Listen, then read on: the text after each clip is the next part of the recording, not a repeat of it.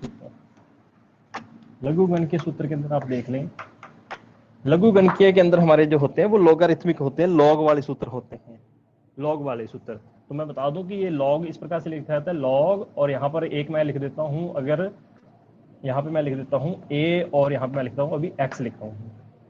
ये आपका क्या होता है, ये संख्या होती है, दी गई संख्या, और ये क्या होता है आपका आधार होता है। ठीक है, जनरली आधार की जगह पर हमारे ई लिखा होता है, चर घातांकी, ई की पावर जो होती है चर घातांकी होता है।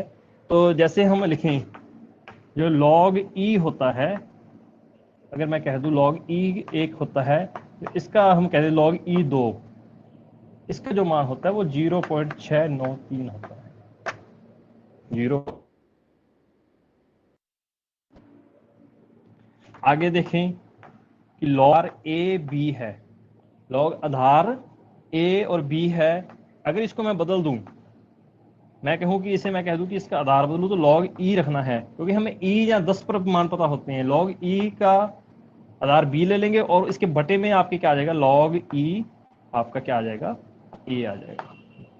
तो मतलब अगर लॉग इस प्रकार से लिखे हुए हैं, हो सकता है यहाँ पर कुछ भी आपका 10 भी हो सकता है, आधार कुछ भी हो सकता है यहाँ पर, परंतु अगर दोनों बटे में है तो ये वाला जो बटे वाला जो हर वाली जो आपकी है वो क्या चली जाएगी, यहाँ पर आधार में चली जाएगी संख्या। तो लॉग ए बी बन जाएगा आपके पास।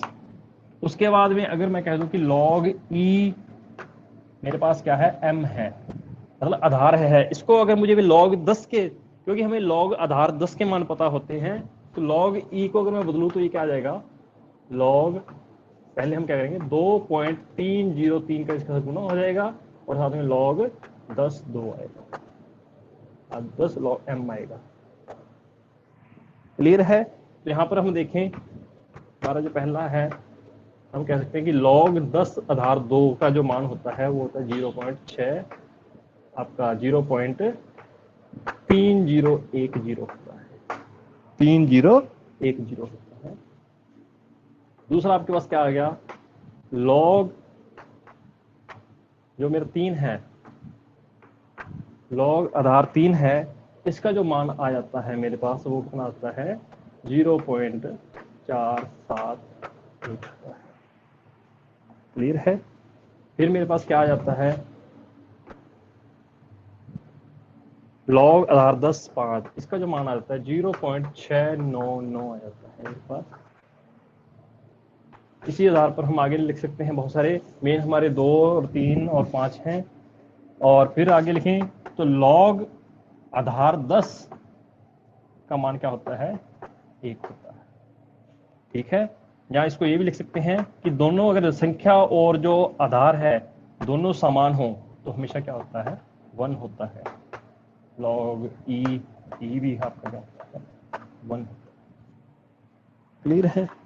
अब हमारे कुछ सूत्र हैं इसके जो हम काम में लेते हैं, मैथमेटिक्स के स्टूडेंट भी काम में लेंगे, और बायोलॉजी वाले स्टूडेंट्स अगर नहीं पढ़ेंगे तो अभी उन्हें काम आएगा फिजिक्स के अंदर, इसका बेस क्लियर होगा। पहला जो सूत्र हमारा क्या होता है, लॉग m गुना n, अगर दो संख्याएं गुना के रूप में है, m गुना n जो होता है, अगर उसे हम देखें, आप इसको 0.69 भी लिख सकते हैं, और ये आपका क्या हो जाएगा, log m plus n, log m plus n, मतलब प्लस में आ जाएंगे अगर दोनों गुना में हैं। उदाहरण अगर इसका देखें तो हम कह सकते हैं कि log, अगर 10 का मान देखें तो log 5 गुना 2 भी होता है, तो ये आपका क्या हो जाएगा, log 5 प्लस log 2। log 5 का मान कितना है, 0.69 है, और इसका मान कितना है आपका 0.3010।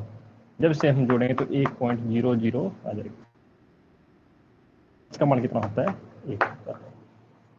क्लियर है यहाँ। ये सूत्र log m गुना n क्या होता है, log m प्लस n, अगर दो राशियां गुणनफल में हैं, दो संख्याएं।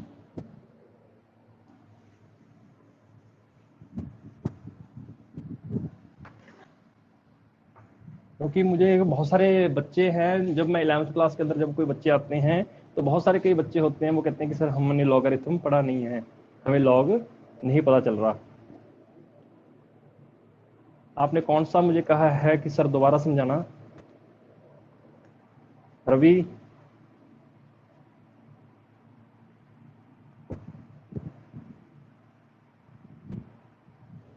अगला जो आपके पास आ जाता है, अगला जो सूत्र है वो है log m बटा n। log m बटा n जो होता है, यहां पर दोनों गुना में है, अगर दोनों संख्याएं बटा में हो तो ये आ जाती है log m minus log n। log m minus log n आ जाता है। ठीक है, उदाहरण आप इसका कुछ भी लिख सकते हैं। अगर हम देखें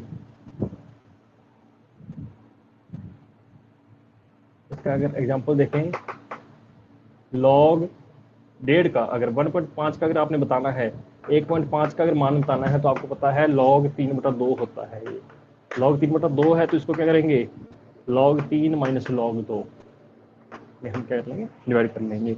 और log 3 का मान कितना है, 4, 7, 1। और ये क्या है आपके पास, log 2 का मान 0.3010। तो ये आपके पास कितना आ जाएगा, 0.1761। ये आपका log 1.5 का मान होता है। क्लियर है? अगला जो सूत्र आ जाता है इसके अंदर वो आपका आ जाता है log की पावर m की पावर n। यहाँ पर क्या है, एक संख्या के पावर में दूसरी संख्या है। अगर पावर का हम निकालें, log की पावर आपके पास क्या आ गई, m की पावर n आ गई। तो इसका जो सूत्र होता है ये n आपके क्या आ जाएगा, आगे आ जाएगा n log m हो जाएगा, n log m हो जाएगा। जैसे उदाहरण के रूप में अगर देखें, log 100 का मान आपने निकालना है, log 100 का मान निकालना है तो आपको पता है कि जो log 100 होता है वो 10 की पावर 2 होता है। तो आपका सूत्र बन गया log m की पावर n की तरह। वैसे मेरे पास आया है, सर वॉइस क्लियर नहीं आ रही, थोड़ा सा नेट की दिक्कत हो सकती है। log 100 है वो क्या है, log 10 की पावर 2 है। तो m की पावर n है तो इस सूत्र के हिसाब से आपका क्या आ जाएगा, 2 आगे आ जाएगा, 2 गुना log 10। और log 10 का मान जो होता है वो कितना होता है, वो 1 होता है। तो ये कितना आ जाएगा, तो अर्थात जो log 100 है उसका मान कितना होता है, 2 होता है। log 1000 का मान निकालेंगे तो आपको पता है 10 की पावर 3 होता है, तो 3 आता है। तो इसका मतलब क्या है, log 1 से लेकर 100 तक जो होता है, log 10 से लेकर log 100 तक के जो मान होते हैं वो 1 से लेकर 2 के बीच होते हैं। और log 100 से लेकर log 1000 तक के जो मान होते हैं उनकी जो मान होता है उनका 2 से लेकर 3 के बीच में आता है।